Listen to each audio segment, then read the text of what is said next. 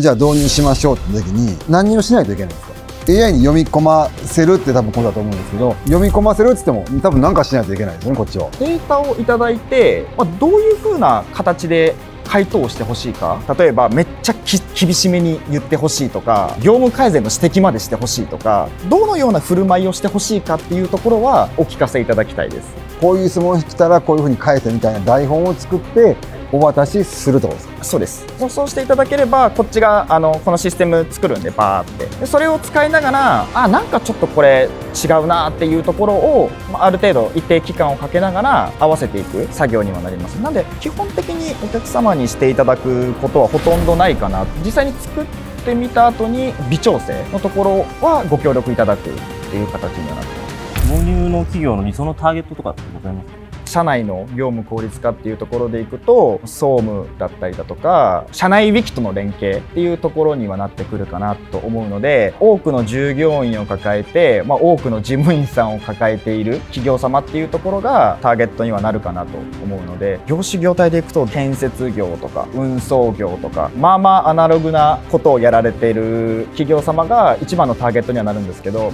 その分またテクノロジーかみたいな嫌悪感もあるので、そこのギャップを埋めるのが課題です。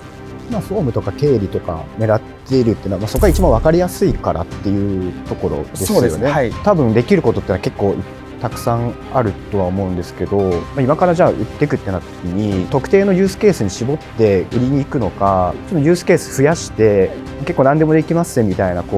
メージで売っていくのかだと、ぶっちゃけどっちが売りやすそうだなみたいなイメージってあります？売りやすさでいくとユースケースを使った方が確実にイメージが湧きやすいかなと。なるほど。このシステム何でもできますって言われても、具体的にどのように業務が改善されるのかを一発でご理解されている企業様がかなり少ないイメージ感なので、それやったらもう運送業やったらここを確実に良くしていきましょうとか、正直外側の人間に言われてもそうだよねとしか思わないと思うので、実際業界のスペシャリストの方と一緒にタッグを組んで攪拌していきたいな。それぞれシステムの名前が違うかもしれないですけど、裏側には AGI ステップがあるみたいなイメージってことですか？なんで事業戦略の一つとしてこのシステムも使っていただけるのかなと。例えば労働集約型で事業をやられてて、ちょっと AI 事業をやってみたいっていう思いがあるのであれば、逆に今されている既存のサービスの特徴を生かした AI 事業っていうところでこのシステムも使っていただけるかなと思うので、正直この AGI ステップっていう名前が世に広がってほしいっていうよりは、 AI っていうこの事業に取り組みたい人と協業する方が広げ方としては楽かなとは考えてます。オファーします。現在ちょっと SNS のことで足踏みされているというお話を先ほど伺いましたので、私が今動画の制作と YouTube の運用、BGM 制作などを営んでおりまして、チャット GPT のノウハウですとか、実用性っていうのを小出しにして、継続発信する YouTube チャンネルの運用をご提案させていただきます。チャット GPT の名前っていうのは大体の皆さんが知られてて、ある程度は広がっていると思うんですけど、具体的にどれぐらいすごいのかとか、どれぐらい実用性があるのかっていうのは、正直分からない方もまだ一定数いらっしゃると思うので、そのもう一段上の認知度にしていくために、YouTube では今、主流の動画を使って発信していくことで認知度の拡大が見込めるかなというふうに考えております。金額ですが、今ショート動画の方が認知度拡大には向いていると僕たちは考えてますので、月に10本で2万円ずつなので、20万円、合計20万円で考えております。こちらで編集と運用までこちらでやらせていただければと思っております。もう少しコスト感を抑えて、例えばリード1件獲得に対してこれぐらいの報酬をお渡しするみたいな成果報酬型のシステムっていうのは御社では導入されてたりしますか？今は導入してないので、そのあたりはちょっとすり合わせていけたらなというふうに思ってます。わかりました。じゃあオファーします。先ほどユースケースを絞って協業でやっていく相手を探しているっていうお話だったので、ちょっとそれでオファーなんですが、クライアントさんで人材派遣の会社を経営している方がいまして、法律がすぐ変わるので、やっぱそれに対応していくっていうのがすごく大変、スタッフの育成だとかもすごく大変って言っていたので、そういう人材派遣とかの会社にシステム導入して一緒に広げていくっていうのをできるのかなと。費用感に関してなんですけれども、月額20万円で考えております。その20万円はどなたにお支払いする金額、その仲介フィーとしてお支払いするのか、協業したその人材派遣会社の方にお支払いするのかで言ったら、どういうビジネスモデルになりますか？協業先のその人材派遣の会社にお支払いするっていう形。そうすると紹介をしただけでさらにうまみがないかなっていうふうに思うので、例えば20万円っていうところでお渡しをして、逆に中間フィー通ってもらって落としていただく方が、全員うまみがあるかなと。あとプラスアルファで例えば拡販していくにあたって、例えば月額20万のシステムを販売する場合って20万円が毎月入ってくるお話にはなってくるので、その20万円の利益分配っていう形にすると、継続的に頑張る理由にもなるのかなと。例えば中間で卸先のスタッフを10社束ねてもらって、10社からそれぞれの企業が3社ずつ契約をしたとしたら 20×3 で60社システムを導入したことになると思うんですけど、じゃあ仮に20万円ってなった時に毎月1200万円の収益が入ってくる。それの例えば 10% を抜いた状態で構築すると、変な話、何もしなくてもキャッシュが入ってくるような仕組みになるので、御社としても紹介するメリットがかなりあるのかなと思うので、もしそういうビジネスモデルもありなのであればご検討いただけると嬉しいです。そうですね。はい、ありがとうございます。じゃあオファーします。今やられていこうとしているところって、他社さんの新規事業の立ち上げを手伝うみたいなところっていうイメージかなっていうふうに思うので、そこのちょっとお手伝いができればなと思ってまして、多分新規事業の開発もしませんかっていう営業って多分かなりウェブマーケティングで何とかなるとかそういう話じゃないと思うので、結構ガンガンアウトバウンドでやっていく必要があるのかなって思うので、業界をいくつか洗い出して、この業界のエンドのユーザーがどんな課題があるんだろうというところをある程度仮説立てた上で提案書も作っていって、でどんどん当てていくっていうようなスタイルで1業界、1課題、2課題でも何でもいいんですけど、そんな形で一緒にシステムの開発とその後の販売っていうのを促進していくようなところのお手伝いをちょっとできればなというふうに思ってます。具体的にはアウトバウンド営業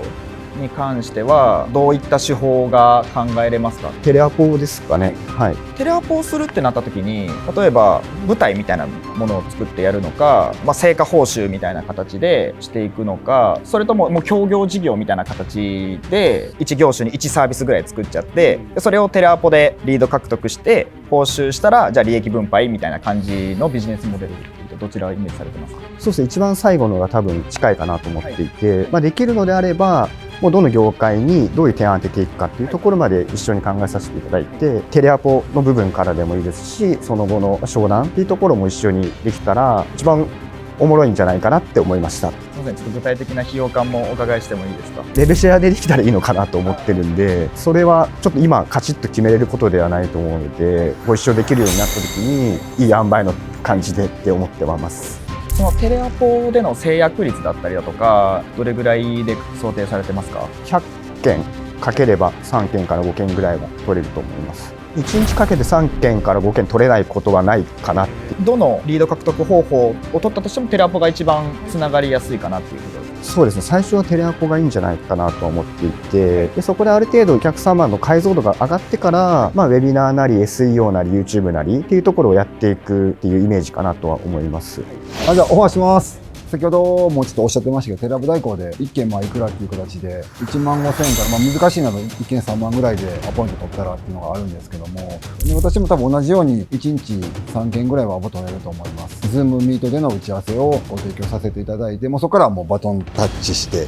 て形になると思うんですけども、テレアポに関しての他社との違いみたいな、何かしらの強みみたいなところがお聞かせいただけると。私のところでいくと、そうですね、医療介護と多分建設は強いかなとは思いますね。もうオファーさせていただきます。その前にちょっとご質問させていただきたいんですけど、従業員数みたいな感じで何人以上ぐらいになってくると、これちょっとお勧めできるかなみたいな。30人以上の企業様がかなり多い印象を受けますので、もちろん10人とかの企業様でもいいとは思うんですけど、わりかしシステムを入れる余裕がないっていうお声の方がかなり大きいかなというふうには思っていて、従業員人数が100人とか200人を超えてくると、自社の基幹システムを持たれている方とかもいらっしゃるので、そうなってくるとかなり開発が難しいかったり、既存の業務フローを変えたくないっていうニーズもまた出てくるんで、どっちかというと中小企業30人から150人ぐらいのがいいかなというふうには思ってます。私は逆にちょっとオファーさせていただきたいなと思うのは、成果報酬でちょっとやらせていただきたいので、ご紹介をさせていただいて、企業さんを導入っていうふうになりましたら1件10万円。でその後継続でなってるっていうことでしたら、月額で、その20万円の 5% を継続する限りっていう感じでいかがかなというふうに思っております。御社のクライアントもしくはつながりのある企業様をご紹介いただくっていう形ですかね。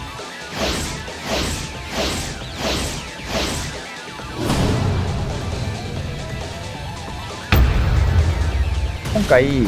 協業させていただきたい方、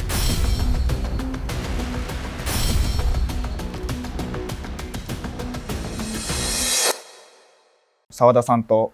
協業させていただきたいかなというふうに思ってます。理由としては、具体的に人材紹介会社をご紹介していただけるということで、業界がしっかり見えてる方がご提案しやすいかなというところで選ばせていただきました。よろしくお願いします。よろしくお願いします。田中さんからご説明させていただくと、事業を立ち上げるっていうところから協業してしまうとブレてしまうかなっていうところがあるので、こっちとしても事業の根幹しっかり作らせてもらった上でオファーさせていただきたいかなというふうに思います。竹之下さんに関しましては、ぶっちゃけたところでいくと、まだシステム自体にそんなに具体的な魅力みたいなところイメージあんまりされてないのかなっていうところがあって、もっとこの AI 領域っていうところが広がって、これだったら売れるみたいなお話があるのであれば、ぜひ協業させていただきたいかなというふうに思います。ありがとうございます。須田さんに関しては、澤田さんのご提案に比べて提案先があんまり具体的に見えてこなかったので、もしそのリストとしてこういう企業がありますよっていうところをお伝えいただけるのであれば、ぜひ協業でやらせていただきたいかなというふうに思うので、よろしくお願いします。須田さん、ありがとうございます。プロモーションに関してはまだインターフェースが変わりそうなんですよね。システムの機能追加とかも控えているので、もう少し先のフェーズになってくるのかなというふうには思ったので、その際はもちろんウェブのプロモーション関係含めてご相談させていただければと思いますので、よろしくお願いします。ありがとうございました。よろしくお願いします。よろしくお願いします。